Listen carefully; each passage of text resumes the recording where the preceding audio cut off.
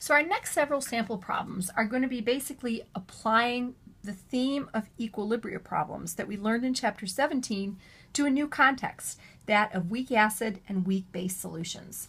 So kind of looking at our summary sheet here for equilibrium problems, we'll have a couple of problems. The first one that we'll have here is actually one where we're solving for an equilibrium constant, and then we'll do many where we're solving for equilibrium concentrations, which tends to be H3O plus or OH minus concentration. So, but we're going to use the same type of a methodology that we used in Chapter 17, the same types of steps. So if you learned that well in Chapter 17, it will serve you well in Chapter 18 here as we apply it to a new context. First three steps, kind of our setup, we're going to write a balanced equation, write our Ka or Kb expression, again depending on whether you're talking about an acid or a base, and calculate and make sure that everything for your initial concentrations are in the units that we need, which are going to be molarity. If you know you have a weak acid or a weak base, again, you'll go and set up an ice table. The stoichiometry for ice tables are pretty straightforward because the equations are going to have pretty much one-to-one stoichiometry. Water, again, won't appear in your equilibrium expression or your ice table. Solve for x. Again, making assumptions is going to be commonplace in this chapter because we know we have small equilibrium constants, so that's a general assumption that will work. And then once you solve for x, answer the question. Is it asking you about pH, POH? Is it asking you about H3O plus or OH minus concentration? And that kind of brings in some of the earlier stuff that we learned about with that round the corner way of interconverting all of those different acid-base parameters. Okay, so our first problem here, and again, this picture, this information is not necessary to understand the problem. It just gives us a context. But it talks about phenylalanine. Phenylalanine is one of the amino acids that makes up the artificial sweetener aspartame. When it gets metabolized in your body, because it's basically a little tiny piece of protein that tastes sweet, and that's why it's an artificial sweetener, it gets metabolized to phenylacetic acid, which there is a chemical structure model that's shown here. So why this has some relevance is phenylacetic acid will build up in the patient and the blood of patients or people who have something called phenylketonuria. And this is a metabolic disorder that interferes with the metabolic pathway that allows you to break down phenylacetic acid. And if that's the case, it can build up, and this can be lethal, causing mental retardation and death. Just as a little side note, phenylacetic acid and phenylalanine is not a very common amino acid in nature. So it's not generally a problem with somebody who has a very natural diet. But anybody who has a lot of products with artificial sweeteners, if they have phenylketonuria, this can become problematic. So that's why you always see these warning labels on products that contain NutraSweet, which is the trade name for the chemical aspartame. And you'll see that it basically warns them that it contains large amounts of phenylalanine, which could interfere with their mental or their health state. So here's the only information that's kind of really important to solving the problem.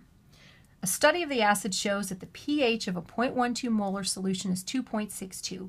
What is the Ka of this? So this is one of our type 1 problems. We're actually given equilibrium values, and you might not know that directly, but we're going to walk through and see why that is.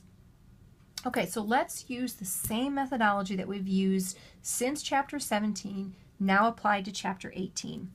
I'm going to abbreviate this HPAC so that I don't have to keep writing out the chemical structure. So let's write our chemical equation. So we're going to have HPAC that when it's mixed with water, again being a weak acid, we'll have this weak acid dissociate and generate H3O plus, and then the conjugate base, PAC minus. First step is write the equation. The second step is to write the relevant equilibrium expression. Since we're talking about this species acting as an acid, it acted as an acid and generated a conjugate base, we're going to write the Ka expression.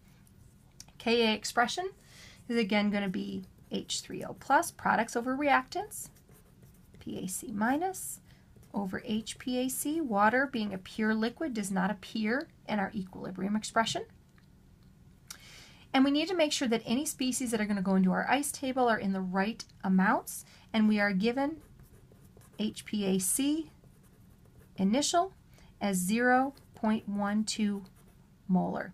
So it's given to us in the usable form. Now again, this problem could become a little bit more complicated if they tell us that we mix a certain mass of HPAC in a certain volume of water, and we need to calculate the molarity using the molecular weight of this species and so forth.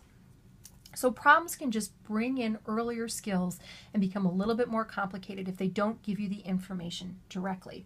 That's why, remember, we talked about in chapter 17, and we see here again, the difficulty of the problem is determined by how much data you're given directly versus how much you have to determine.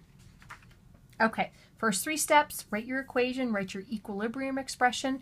Make sure that any parameters that you're going to be using in your ICE table are in the right units. We're going to be using molarity here. So we go ahead and write our ICE table. We've got 0.12 molar HPAC. Water, again, being a pure liquid, is not included in our equilibrium expression. And we're going to assume that there's none of these other species in solution. Okay, and this is an important assumption that we make for general chemistry that won't be necessarily the case if you take some other upper level courses. Okay, we're going to assume that the H3O plus that we get from water, which is 10 to the minus 7th, right, is going to be negligible compared to the amount of H3O plus we'll get from this weak acid dissociating. So we make a few assumptions here just to make general chemistry a little bit easier. Since we have no species over here on the right side of our equilibrium only has one way that it can shift to the right. So we're going to lose some of this species, gain some of this species, and gain some of that species. What's really nice about the acid-base equilibria is the stoichiometry tends to be 1-to-1. And so we're just going to be seeing x's. There's not any squares or cubes that we see in our equilibrium expression here. 0.12 minus x and x. Again, these are our equilibrium expressions. Now, remember, how we solve for x can depend on, a bunch of things. In this case, we're not given an equilibrium expression that we're going to set these x's equal to. The problem tells us that we want to find that Ka value. Well, they're given one other piece of information. They tell us that the pH of the solution